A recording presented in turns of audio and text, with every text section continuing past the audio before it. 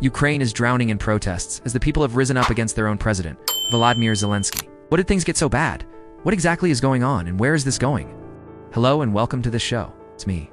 Now, Ukraine is normally not short of drama. Ukraine's biggest cities are engulfed in the biggest demonstrations since the 2014 Maidan revolution that ousted a pro-Russian president and brought Zelenskyy to power. Now, what led to this? Why are Ukrainians protesting now? What do they want?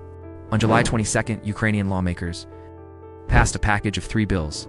3 very important bills that curb the powers of Ukraine's key anti-graft institutions that were set up after the 2014 revolution to prevent corruption and bring the country in line with EU standards. The new laws make the head of the National Anti-Corruption Bureau, the head of the High Anti-Corruption Court, and the head of the State Audit Service directly accountable to the parliament, which means the government can now control these institutions. They can literally be dissolved. That's the worry, and the worry is not without reason. These institutions have been crucial in driving Ukraine's post-2014 reform agenda.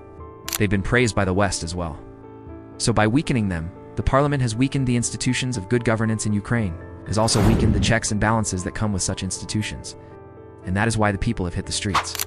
They say this move essentially dismantles the foundations of Ukraine's statehood, that it turns Ukraine into a country ruled by oligarchs and not by laws. In fact, critics say it makes Ukraine more like Russia, where the president and his cronies control all powerful institutions and use them to stay in power. Now, who exactly are the opponents? Who exactly are the critics? Mostly the same folks. Some of them are associates of ex-president Petro Poroshenko. Some are powerful business magnates who stand to lose from the weakening of anti-corruption institutions. Then there are groups resisting Ukraine's military conscription laws, especially after the invasion of Russia. Basically a potpourri of political and business interests. The timing could not have been worse. Just a day before the July 22nd vote, Ukraine's top diplomat met with Western counterparts in the US and reaffirmed Ukraine's commitment to democratic values and reforms. Compare that with what happened next. The vote, as we said, went in favor of the Poroshenko party and its allies. After the vote, thousands of protesters gathered outside the parliament building. They were demanding a repeal of the law. The police used tear gas to disperse them. At least 40 people were arrested. The next day, protests erupted across the country. In cities like Kyiv and Lviv, protesters set up tents and vowed to stay put until their demands are met. They want the parliament to reverse its decision, meaning the resignation of the prime minister and the dissolution of parliament. And that is stage 1 of the plot, they say. Stages. What do you mean by stages? The protesters have a 3-stage plan. Stage 2 involves pressuring Zelenskyy to fire his chief of staff, Andriy Yermak, and Prime Minister Shmyhal. If that happens, the president will be left with no one to govern.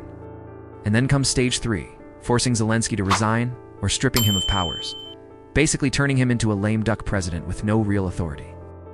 Remember, Zelenskyy was elected on an anti-corruption platform. His party won 43% of the vote in the last parliamentary election. Now that same party has betrayed that mandate. The people have turned against him. The question is, can he regain their trust?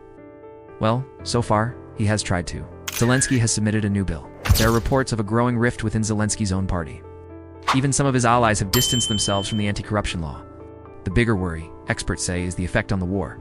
If Ukraine's political establishment collapses, it could fracture military morale. Soldiers may not take orders from a weak leader. They may not even recognize such a leader. And that could lead to a disastrous collapse on the battlefield. In fact, that could force Ukraine to accept whatever peace terms Russia dictates. And that would be a disaster for Ukraine and for the world. So what happens next? Will Zelenskyy survive the no-confidence vote? Will the parliament reverse its own decision? And most importantly, will Ukraine remain a democracy? Beat for Ukrainians. This is a story about their future.